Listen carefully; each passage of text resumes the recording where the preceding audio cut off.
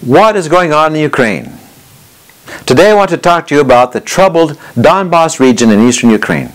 What is Donbass? The designation Donbass is a contraction of the two words Donetsk and Basin. The Donetsk Basin is the large geographic area in eastern Ukraine where, as of today, April 14, 2014, pro-Russian protesters have taken over several Ukrainian government buildings in 3 of the Donbass provinces. Protesters are demanding that these provinces become part of Russia, just like what happened in Crimea last month.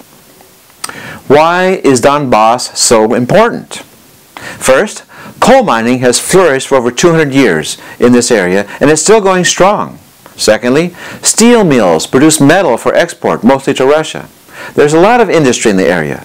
It's been a very successful part of Ukraine. Perhaps it's one of the richest parts of the country. And thirdly, it's a densely populated area.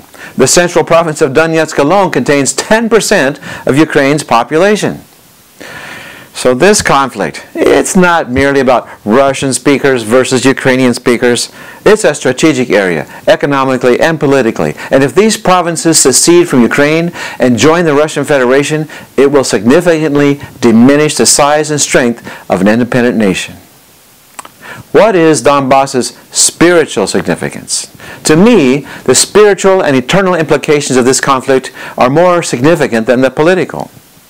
The Donetsk, Luhansk, and Kharkiv regions have been strong spiritually. There are many active evangelical churches located there, and they've been spreading the gospel of salvation through Jesus Christ throughout the region for many years. There are several Bible colleges in this area, and they've been producing pastors and missionaries. What will become of these churches and Bible colleges if they fall under the authority of the Russian Federation? You know, I've preached in some of these churches, and I've taught in some of these Bible colleges. I know these people, and I sorrow for their situation.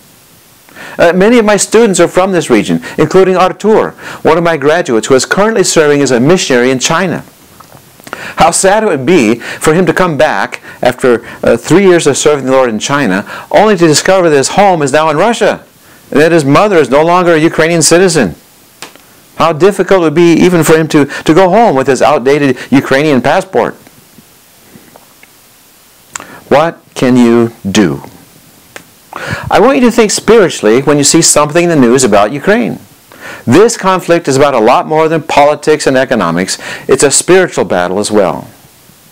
If it turns into an all-out war, it could not only retard the spread of the gospel in Ukraine, but also limit the number of missionaries who would have gone out, would have been sent from this region to other countries in the world. So please join me in praying for political peace in Ukraine. But also, ask the Lord to bring spiritual revival to the country because of this conflict. And most importantly, pray that the spreading of the gospel to other countries would not be hindered by this crisis. Thank you.